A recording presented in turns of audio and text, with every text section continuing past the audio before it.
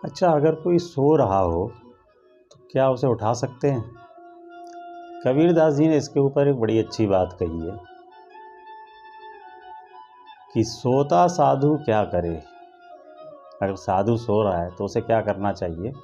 सोता साधु क्या करे, जागे जपे मुरार। एक दिन ऐसा सोएगा लंबे पैर पसार। तो साधु के लिए कहा गया है कि अगर साधु सोता हुआ हो तो उसे उठाने में कोई दोष नहीं है, सोते साधु को उठा देना चाहिए। अब देखिए, यहाँ पर उठाने की बात कर रहे हैं और एक जगह वो सोने को भी अच्छा बता रहे हैं। वो क्या कह रहे हैं कि जागे से सोनो भलो, जो कोई जाने सोए। जागे से सोनो भलो, जो कोई जागे सोए। अंतर लो जलती रहे, अंतर लो लागी रहे, सहज ही सुमिरन होए।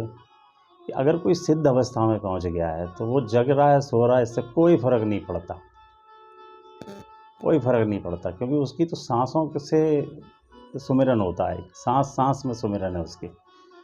तो अगर जो सिद्ध अवस्था वाला व्यक्ति सो रहा है तो उसके सोने में बुराई नहीं है, क्योंकि जब वो सो रहा है तब भी अंदर लौ जल रही है और उसका सहज ही सुमिरन चलता रहता है।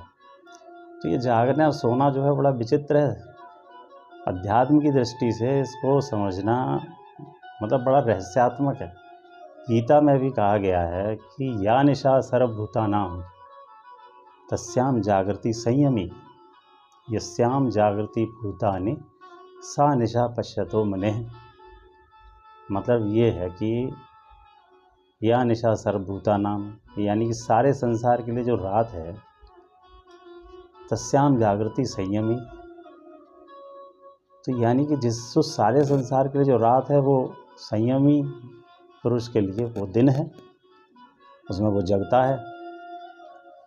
या निशा सर्वभूतानां तस्याम जागृति संयमी, यस्याम जागृति भूतानि सा निशा पश्यतो मुने। और जिसमें संसार जागता है वो, उसमें मुनि संयमी पुरुष उसमें सोता है।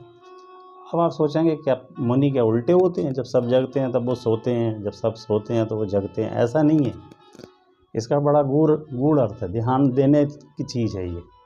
तो थोड़ा ध्यान से समझिए कि या निशा सर्वभूतानां मतलब सारे संसार के लिए जो रात के समान है, यानी जिसके प्रति वो सुप्त अवस्था में है। तो सुप्त अवस्था में क्या, अध्यात्म के प्रति वो सुप्त अवस्था में सारा संसार होता है ज़्यादातर।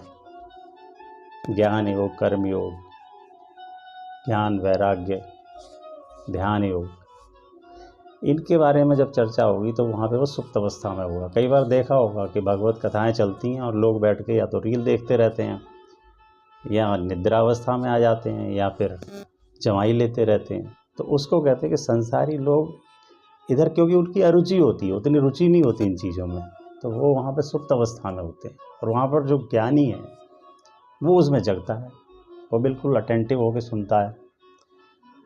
अच्छा, जहाँ पर ये जगते हैं, जगने का क्या अर्थ है कि जहाँ पर ये एक्टिव होते हैं, और एक्टिव कहाँ होते हैं? संसारी चीज़ों में, वासनाओं में, जहाँ इनकी इच्छाएं पूर्ति होती है, कामनाएं जहाँ पूर्ति होती है, वहाँ पर एक्टिव होते हैं। उसमें जो संयमी पुरुष है वो, उसके लिए वो रात के समान है, उसकी तरफ वो देखता भी नहीं है।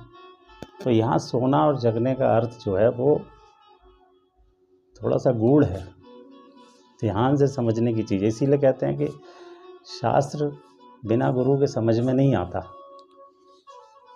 तो ये बहुत अच्छा श्लोक है भगवत गीता का, या निशा सर्वभूतानां तस्याम जागृति संयमी, यस्याम जागृति भूतानि सा निशा पश्यतो मुनेः।